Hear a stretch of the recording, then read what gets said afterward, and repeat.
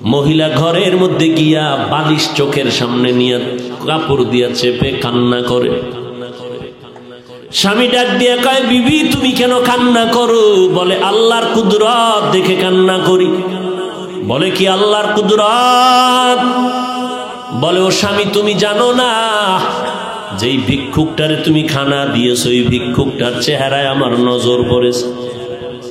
আমার মনে সন্দেহ জাগতেছে, যেই লোকটা সামনের দরজায় বসা ভিক্ষার থালা নিয়ে আসছে, আমার কেনই যেন মনে হয় আমার আগের স্বামীর চেহারার মতো দেখা যায়। এবার স্বামী বেচারা চোখের পানি ছেড়ে কান্না করে, বিবি গোপন রাখতে চাইছিলাম, বলতে চাইছিলাম না, যেহেতু তুমি ধরেই ফেলেছো শুনে নাও, মাওলা কিন্তু সীমা লঙ্ঘন পছন্দ করেন না। তোমার মতো একটা নেককারিনী বিবি পাইয়া ওই স্বামী তোমার ঠিক আছে, তোমার মতো বিবি পাইয়া শুকর আদায় করে নাই, গাদ্দারি করেছে, জুলুম করেছে, আল্লাহ বেজার হয়েছে। বলো বিবি তোমার ওই স্বামীর সাথে দূরত্ব কেন হয়েছিল? বলে একটা ভিক্ষুকের ভিক্ষাকে কেন্দ্র করিয়া আমার স্বামী গালাগালি করেছে, ভিক্ষা দেয় না, আমার আল্লাহ বেজার, তালাক দিয়েছে। আল্লাহর বান্দা ডেকে বলে, স্বামী বিবি আমার মাওলা যে কেমন দয়াময় মালিক, আমার আল্লাহ কেমন দয়াময়, কেমন রহমান, আমার আল্লাহ বড় দয়াশীল, আমার আল্লাহর মতো দয়াময় কেউ নাই। ওই স্বামীর ঘরে তুমি যেদিন ছিলা, ভিক্ষুক গিয়া ভিক্ষা চাইছিল, তোমার স্বামী কি ব্যবহার করেছিল? বলে ও স্বামী আমার ওই পুরুষটা চূড়ান্ত গালাগালি করে ভিক্ষুকের কাঁদাইছে। এবার ডাক দিয়ে কয়, বিবি আমার ওই দিন ভিক্ষুক ভিক্ষা চাইছিল, কিছু দিয়ে দিলেই তো হয়ে যাইত, কিন্তু গাদ্দারি করার কারণে ভিক্ষুক এমন কান্না দিছে, আল্লাহ তাআলা ওই ভিক্ষুকের শুধু এখন ভিক্ষাই দেয় না, ভিক্ষা দেওয়ার আসল মালিকটা পর্যন্ত ভিক্ষুকের মাওলায় হাদিয়া দিছে। ওই দিনের ভিক্ষুক আর কেউ না, আমি স্বামী ছিলাম ওই দিনের ভিক্ষুক। হঠাৎ শুনে বাড়ির দরজার মধ্যে আওয়াজ, আল্লাহ কারীম আমারে কিছু ভিক্ষা দেও, আমি 3 দিনের না খাওয়া ক্ষুধার্ত। স্ত্রী ডাক দিয়ে কয়, স্বামী আমার একটু রেস্টে পড়ে যাও, ভিক্ষুকের বিদায় দাও, লোকটা অসহায়। স্বামীর মাথা গরম, জীবনে কেউরে ভিক্ষা দেই না, সময় নাই, যখন তখন মনে চায় দরজায় দাঁড়াইছে, কত বড় বেয়াদব, গালাগালি শুরু করছে। স্ত্রী কয়, স্বামী তুমি যে বাড়ি লেখা দিবা তা না, হালকা পাতলা কিছু দিয়ে দিলেই তো হয়ে যায়, গালি দাও কেন? আমার আব্বা জানের দেখি নাই যে জীবনে কারোরে গালি দিছে এবং কটু কথা বলছে, এবং জীবনে আমার বাবায় কোনো ভিক্ষুকের খালি ফিরায় নাই, আমি তার সন্তান, আমার কষ্ট লাগে ভিক্ষুকের খালি ফিরাইয়া দিতে। স্বামী বেচারা দুর্ব্যবহার করে, কয়, এই বিবি মন চাইলে তুই যাইয়া দিয়ে দে, আমার সামনে আর এই বিষয়ে কথা বলবি না। স্ত্রী বলে, আমি তো পর্দাওয়ালা ঘরের নারী, আমি তো বেগানার সামনে যেতে পারি না, জাহান্নামের ভয়। ও স্বামী তুমি যাও। স্বামী বেচারা এতটা রাগ হয়ে গেল, রাগ হইয়া দরজা খুইলা ভিক্ষুকের এমন ধমকার গালি, এত বড় বেয়াদব, লজ্জা শরম নাই রে বেহায়া, যখন তখন দরজায় দাঁড়াইছো, চোখের আড়াল হয়ে যাবি, 1 সেকেন্ডে যেন আর দেখি না। মাওলার বড় মুসিবত চাপায় দিলে আমার আল্লাহ, কারণ অন্যায় করতে করতে সীমা লঙ্ঘন যখন করবে, গজব আসমান থেকে জমিনে নেমে আসবে মরার আগেই। আল্লাহর বান্দা যখন বকা দিয়া ভিক্ষুকের তাড়ায় দিল, তাড়াইয়া দরজাটারে জোরে বাড়ি মেরে আটকায় দিছে। ভিক্ষুকটা রাস্তা দিয়া যায় আর চোখের পানি ছেড়ে কান্না করে, আর আসমানের দিকে তাকায়, কয়, আসমানের মালিক তুমি আমারে এমন গরিব বানাইছো যে মানুষের দ্বারে না গেলে আমার বাচ্চাদের মুখে খানা যায় না। সারাদিন ভিক্ষা করে ঘরের মধ্যে কিছু খানার আয়োজন করি, কিন্তু আল্লাহ এই দুনিয়া মগো গরিবের কেউ নাই, তুমি এমন গরিব বানাইছো। তবে তোমার কাছে আজকে একটা কলিজায় মানাইতে পারি না, বিচার দিয়া গেলাম। ওই লোকটা টাকাওয়ালা আমারে ভিক্ষা দিবে না বললেই তো হইতো, আমারে এতগুলো গালি কেন দিল আমি সহ্য করতে পারি না, মইরা যাইতে মনে চায়। আর দুনিয়ায় কেউ আঙ্গ জুলুমের বিচারও করবে না, মালিক তোমার হাতের দ্বারা বিচারটা চাই। গরিবের কান্না কবুল হয়ে গেছে, জাগাত কবুল। চোখের পানির বর্দ আমার মারাত্মক, চোখের পানির বর্দ বড় মারাত্মক।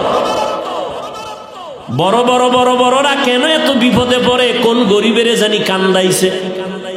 চোখের পানির বর্দোয়া জাগায় কবুল হয়ে যায়, আর সে আজিমে মাঝখানে পর্দা থাকে না, এবং কবুল হওয়া মাত্র গজব শুরু হয়ে যায়। আল্লাহর বান্দা কান্না করেছে, ঘরের মধ্যে তুমুল ঝগড়া শুরু হয়েছে। এবার স্ত্রীকে ডাক দিয়া তর্কে তর্কে তর্কে তর্কে, স্বামী বেচারা গরম, ব্যবহারের কোনো আদব নাই, ধমক দিয়া কয় আমার ঘর থেকে বের হয়ে যাও, আর আমার ঘরে থাকবি না, আমার ভাত তোর জন্য হারাম করে দিলাম, তালাক দিয়ে দিলাম। নিয়ামত আল্লাহ দিছে, লাথি মেরে সেই নিয়ামতের তারায় দিছে। আমার আল্লাহর ওয়াদা, ওয়ালা ইন কাফারতুম ইন্না আযাবি লাশাদীদ, গাদ্দারি করবি কঠিন শাস্তির মুখে পড়তে হবে। কপাল থেকে নেককারিনী মহিলা তালাক দিয়ে দিল, কপাল খারাপ। অনেক মানুষ গ্রামে কয় সুখে থাকতে, বড় কঠিন। আল্লাহ শান্তি দেয়, মানুষ লাথি মেরা তারায় দেয়, শান্তি লাগে না।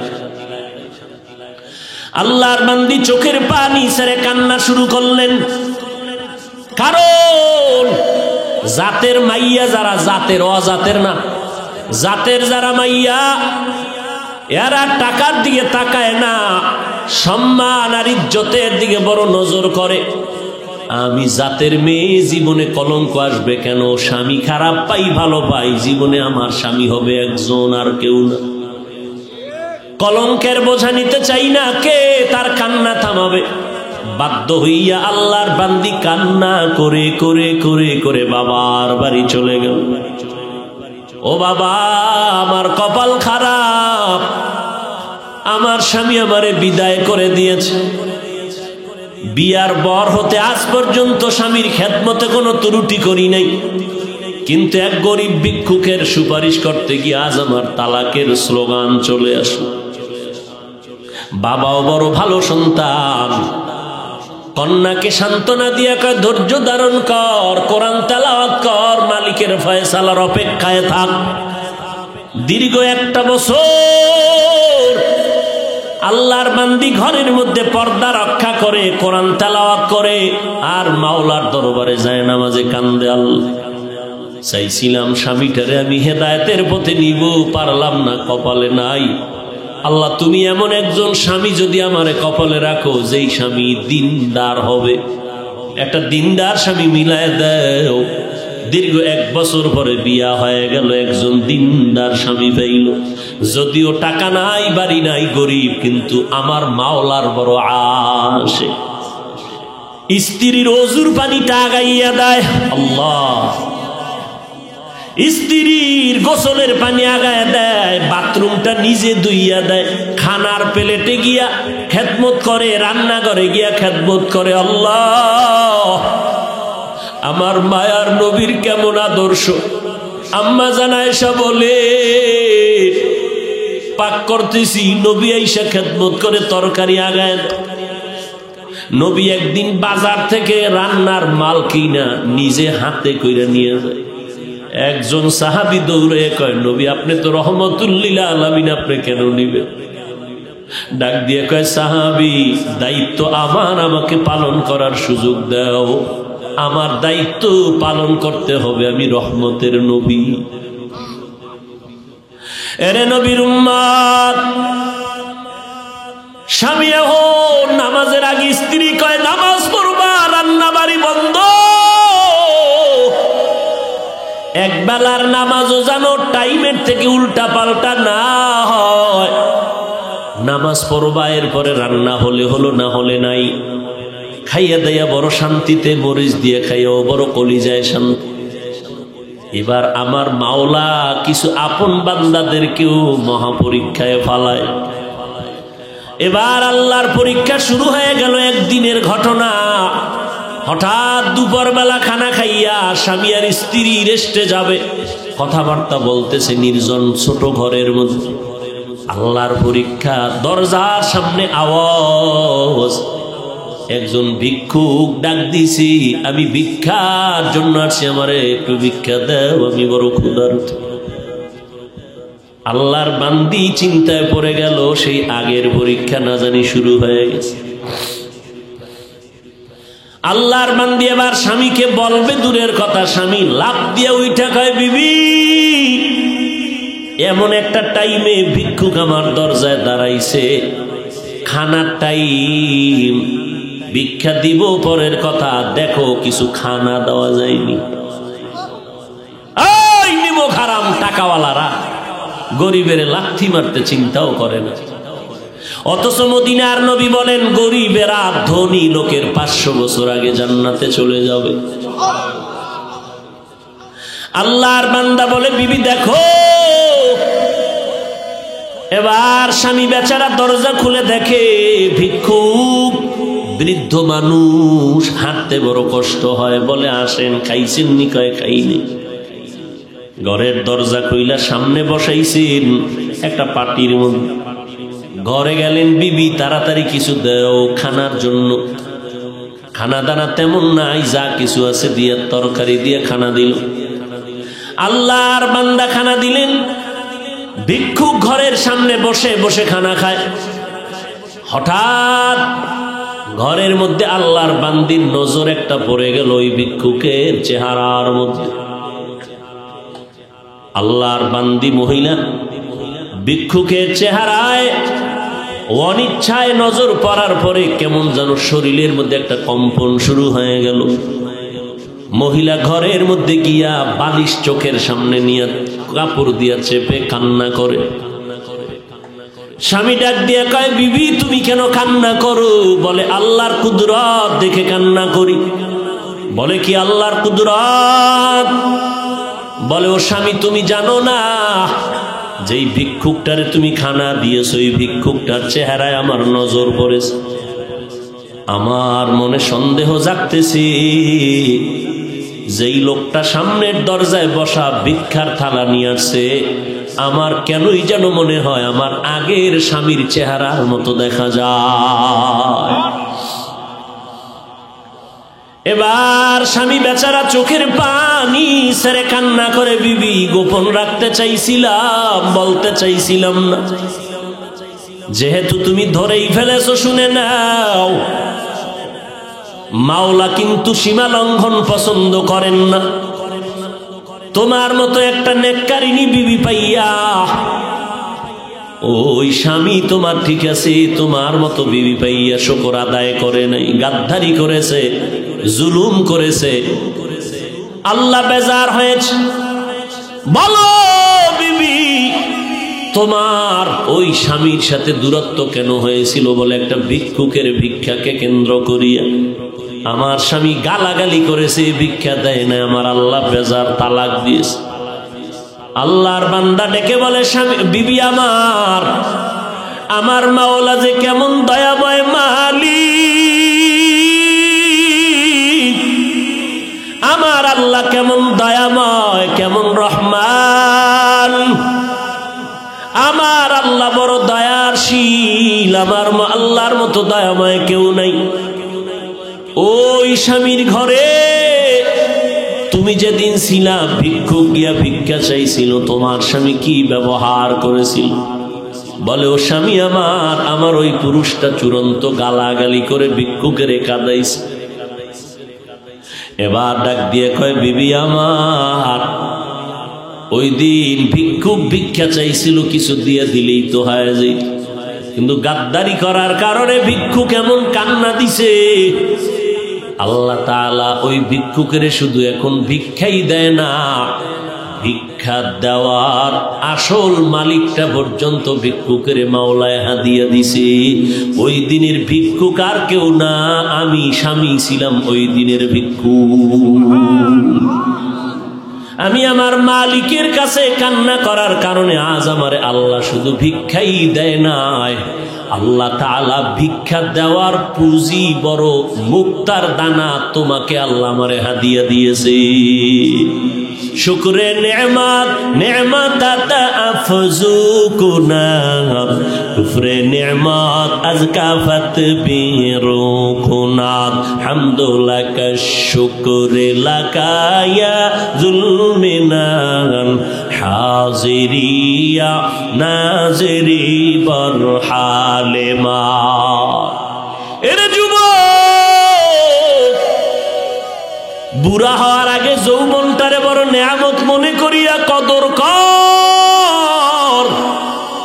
বয়স হওয়ার আগেই তোর যৌবনটারে গুনাহ করিয়া নষ্ট করিস না রে বাবা। পায়ে হাত রেখে বলি, কয়েকদিন আর বাঁচবি? এই চিত্রাং নামের মহামারীতে যুবক মরিয়া গেল, গাছ পড়লো ঘরের উপরে, যুবকও মারা গেল, স্ত্রীও মারা গেল, কন্যাও মারা গেল। কয়েকদিন আর বাঁচবি রে যুবক? আজকে থেকে তওবা কর। আমার আল্লাহ শক্তি দিছে, শক্তিটারে দিনের কাজে লাগাও। আমি বলি না তুমি মাদ্রাসায় আসো, টুপি বড়, পাগড়ি বড়, আমগো মতো হুজুর হয়ে যাও, না, একবারও না। স্কুলে পড়ো আলহামদুলিল্লাহ, কলেজে পড়ো আলহামদুলিল্লাহ, চাকরি করো, ব্যবসা করো আলহামদুলিল্লাহ। তবে আমার মাওলার সাথে এতদিন যে গুনাহ করছো, আমার মাওলার থেকে দূরে সরছো, গাদ্দারি করছো, গুনাহ কইরা কইরা নিয়ামতের ঘুমটাকে নষ্ট করে, চেহারা নষ্ট করে ফেলছো।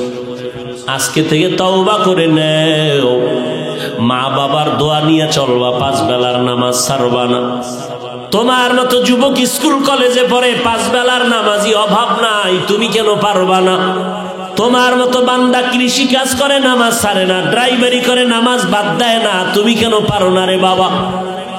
আল্লাহর ধরাটাকে তুমি স্বাভাবিক মনে করছো, আল্লাহর কোরআনটাকে মিথ্যা মনে করেছো। আমার আল্লাহর ধরা বড় কঠিন, আমার আল্লাহর কথা সত্য, সব কোরআনে বয়ান আছে। কি অন্যায় করলে কি শাস্তি হবে আল্লাহ সব বলে দিয়েছেন। আজকে তুমি বাহাদুরের মতো চলো না, যেদিন সাদা কাপড়ে ডুববা সব বাহাদুরি বন্ধ হয়ে যাবে। অন্ধকার কবরে গেলে ওই সময় বুঝবা অন্যায় করার কেমন স্বাদ। অতএব আল্লাহর কোরআন সত্য মনে করিয়া, নবীর কথা সত্য মনে করে, ওলামায়ে কেরামের কথা সত্য মনে করিয়া আল্লাহর কাছে তওবা করে নাও। মনটাকে বুঝাও রে মন। আমার মতো যুবক জীবনে মাদ্রাসায় পড়ে না, আলিফ বাতাও জানে না, স্কুল কলেজে পড়িয়াও যদি নামাজ পড়ে, আমি কেন পারি না? কপাল আমার এত কেন খারাপ? আমার মতো বান্দা যদি ড্রাইভারি করে, র্যাব, আর্মি, পুলিশ, বিডিআরের চাকরি করে, কোটি টাকার ব্যবসা করে, নামাজ পড়ে, আমি কেন পারি না? এরে আম্মা জানেন, আপনার মতো বহু মা এখনো এই এলাকার মধ্যে আছে, 5 বেলার নামাজ পড়ে, রাতে তাহাজ্জুদের নামাজও পড়ে, পর্দা করে, হালাল খায়, বেপর্দায় কোথাও যায় না। ও আম্মা জান, আজকে সময় আছে, তওবা করে নেন। বৃদ্ধ বাবাজিরা, আল্লাহর কাছে তওবা করেন। কয়দিন আর বাঁচবেন? মরণের আগে তওবা করে নেন। আজকে থেকে নামাজ ছাড়বেন না, বেপর্দায় চলবেন না, দাড়ি কাটবেন না, জবানের দ্বারা গীবত, শিকায়াত, গালাগালি করে গুনাহগার হবেন না, হাতের দ্বারা জুলুম করবেন না, মা বাবার দোয়া নিয়ে, ওলামায়ে কেরামের পরামর্শ নিয়ে আমল করবেন, 5 বেলার নামাজ পড়বেন। গলায় ছুরি আসলে মরে যাব, তারপরও নামাজ ছাড়ব না। তবে সবার কপালে তওবা নসিব হবে না। আমার নবীকে 13 বছর দেখলো, বয়ান শুনলো, তারপর আবু জাহাল কালেমা পড়ে নাই। এই জমিনে কিছু শক্ত অন্তরওয়ালা থাকবে, কোন বয়ানে তাদের দিলটা নরম হবে না, তওবা করার ভাগ্য হবে না। তবে 2-1 আল্লাহর বান্দা মরণের কথা স্মরণ করিয়া যদি তওবা করে, আল্লাহকে ডেকে ডেকে বলে, হে মালিক, এই ময়দানে আমার মতো গুনাহগার কেউ নাই, গুনার কারণে হাত না পাক, চোখ না পাক, জিহ্বা না পাক, অন্তর না পাক, এই অবস্থায় যদি তওবা না করিয়া কবরে যাই, ওই অন্ধকার কবরে কেউ নাই, কেউ নাই। অন্ধকারের ঘর, মাটির ঘর। আল্লাহ পাকের দরবারে যদি জবাব দিতে না পারি, গ্রেফতারি পরোয়ানা শুরু হয়ে যাবে। ওই কবর জাহান্নামের আগুনে ভরে যাবে। আল্লাহর কাছে তওবা করো। মরিয়া গেলে যাব, হায়াতের মালিক আল্লাহ, ইজ্জতের মালিক আল্লাহ, রিজিকের মালিক আল্লাহ। জীবনে মরলেও আর নামাজ ছাড়বো না, বেপরদায় চলবো না, মা বাবার বিরুদ্ধে যাব না, ওলামায়ে কেরামের বিরোধিতা করব না, আহলে হক ওলামাদের পরামর্শ নিয়ে চলবো, দেশ ও জাতির বিরুদ্ধে ষড়যন্ত্র করব না।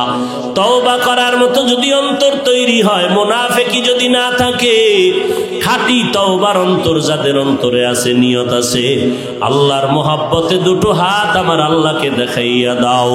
আল্লাহ তওবা কবুল করে নেন।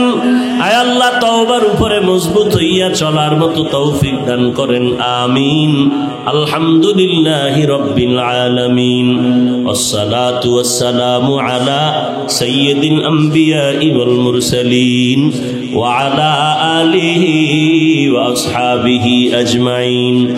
ইয়া আরহামার রাহিমিন, ইয়া আরহামার রাহিমিন, ইয়া আরহামার রাহিমিন। রব্বিরহামহুমা কামা রব্বায়ানি সগীরা।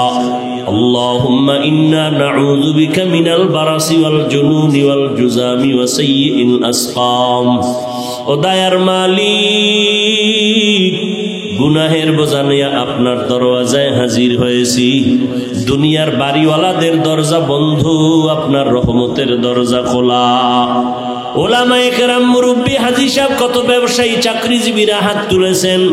পর্দার আড়ালের কত মা বোনেরা, আমার যুবক ভাই, ছাত্র ভাইরা হাত তুলেছেন। মেহেরবানি করে আমাদের জিন্দেগির সব গুনাহগুলো মাফ করে দেন আল্লাহ। আয় আল্লাহ, আজকের মাহফিল কবুল করে নেন। আয়োজনকারী সহযোগিতাকারীদের কবুল করে নেন আল্লাহ। আয় আল্লাহ, এলাকার ঘরে ঘরে শান্তি দান করেন আল্লাহ। মা বোনদের আবেদা পর্দানিশী বানায় দেন, সন্তানগুলো নেককার বানায় দেন, সারা দুনিয়ার মানুষগুলো মাফ করে দেন, মহামারী থেকে মুক্ত করে দেন আল্লাহ। বাংলাদেশ শান্তির দেশ বানায় দেন। প্রশাসনিকভাবে যারা কাজ করে দিনের খাদেম বানায় দেন। সরকার থেকে সকল জনপ্রতিনিধিদেরকে দিনের খাদেম বানায় দেন। আয় আল্লাহ, ব্যবসা যারা করে, চাকরি করে, কামাই রুজিতে হালাল ভাবে বরকত বাড়ায় দেন।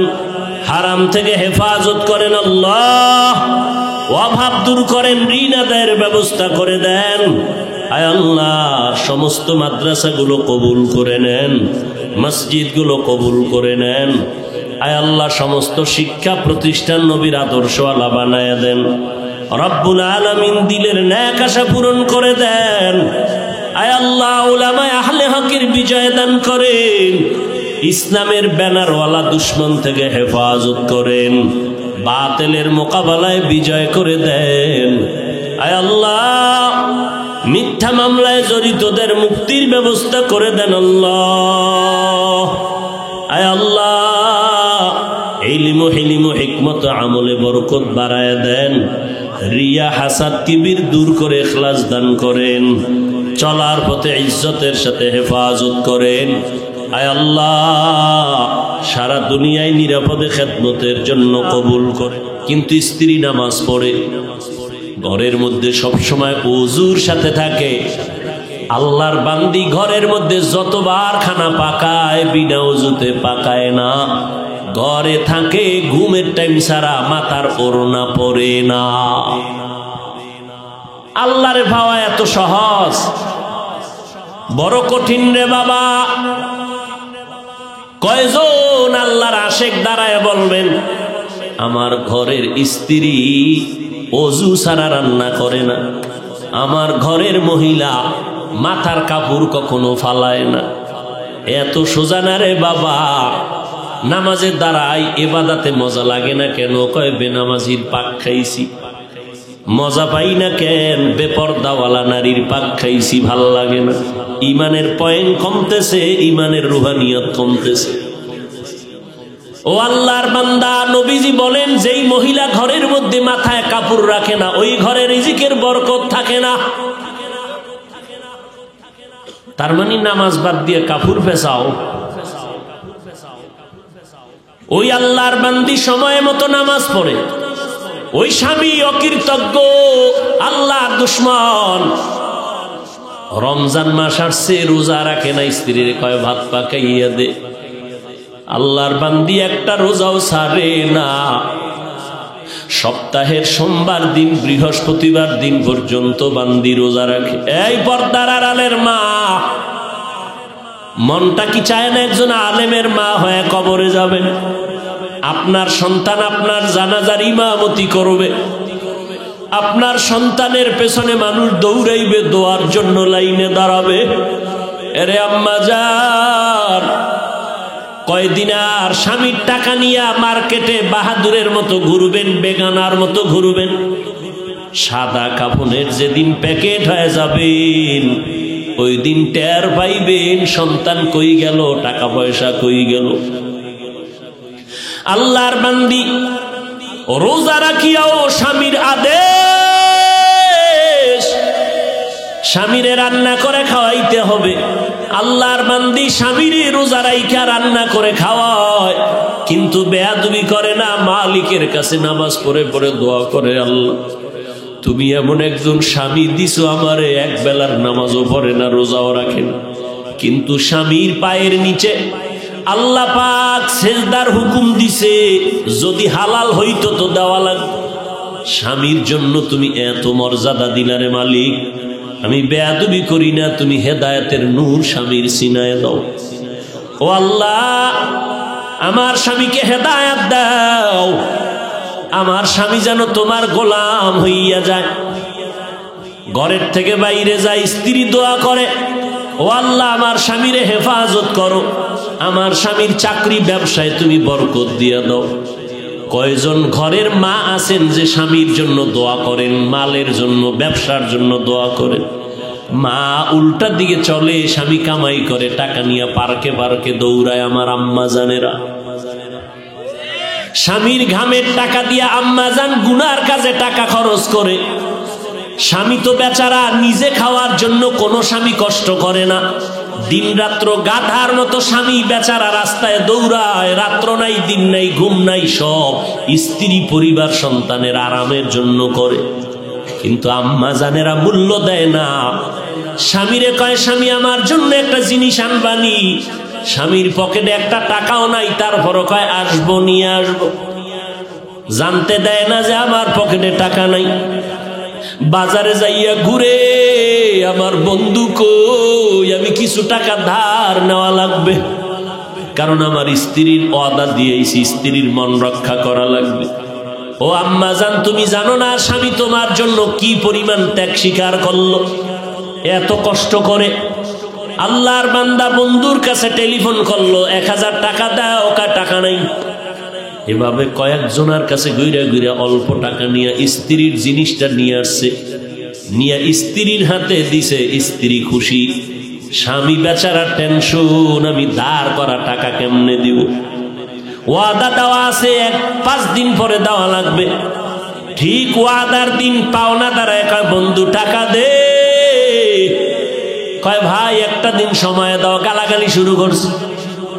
স্ত্রী শুনে কয় কি ব্যাপার, লোকটা গালি দেয় কেন? কয় টাকা ধার আনছি। কেন? কয় আমার একটা কাজে আনছিলাম। তো কয় না, তোমার মন রক্ষা করার জন্য আনছিলাম। আরে আম্মা জান, ওই আল্লাহর বান্দি, এত বড় নামাজি বান্দি, স্বামীর জন্য দোয়া করে, আল্লাহ ব্যবসায় বরকত দাও। কিন্তু অকৃতজ্ঞ বেঈমান একটা নেককারিনী স্ত্রী পাইয়া শুকর আদায় করলো না, কপাল বড় খারাপ। মাওলায় দিছিলেন দয়া কইরা একটা ভালো মহিলা, কিন্তু ধইরা রাখতে পারে নাই, নিমো খারাপে।